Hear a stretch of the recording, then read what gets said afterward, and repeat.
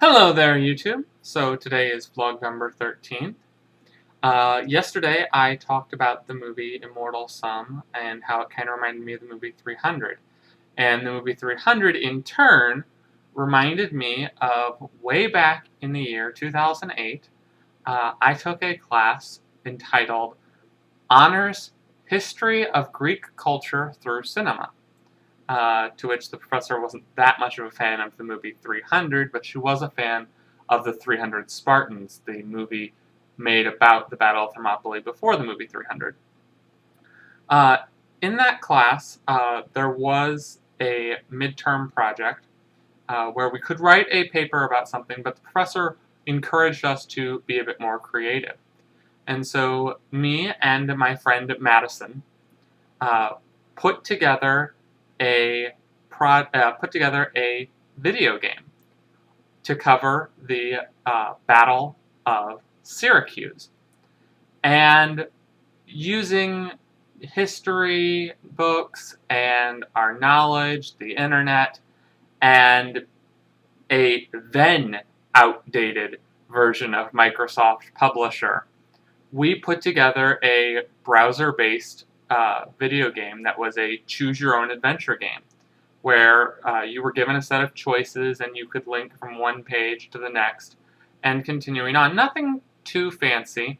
The program is now so old that many of the fonts and even color codes that we used in that game cannot run on my Publisher 2010. So there are some discrepancies. It looked better in 2008 than it does now, and even in 2008 it didn't look that fancy. But we took together our knowledge of D&D as well, and we played out the Battle of Syracuse with people on a one-on-one basis, asking them, putting them in the position of General Gelipus and saying, okay, so you are a Spartan general. You are known for your military tactics, and you have been sent to defend this town from the Athenians. And by the time you've gotten there, the Athenians have already taken over. And a lot of times, people, our D&D group, would immediately ask, what are my resources?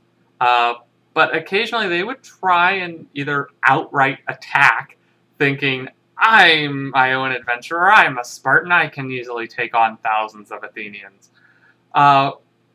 Which is generally a bad tactic. But we did get some creative ones, such as the sneak in through the sewers, which, historically, there are no sewers.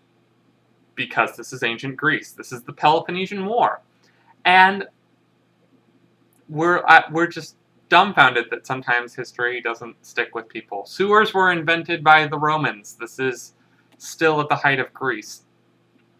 But there are some other fun little pit traps of things for sort of the stupid decisions, the outlandish decisions. And I thank our D&D friends for playing with us these sort of mind game scenarios back in the day. And we did pretty well. We paired up the video game with a presentation over Spartan versus Athenian military tactics as well. So we talked about what a palisade is. A palisade is a hastily constructed wooden wall, a couple of feet high. It's meant to stop cavalry for the most part, but it's also something that infantry has to deal with as well. We talked about how the hoplite came about, and what happened with the invention of ranged weaponry.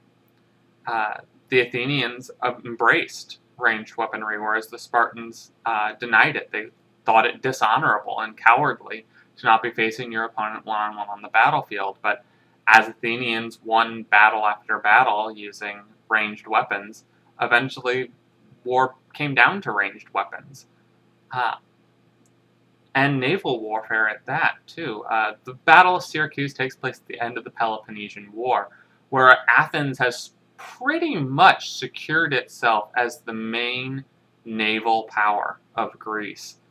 So, just as you see in this Battle of Syracuse, the Spartans don't have a navy to stand up against the Athenians.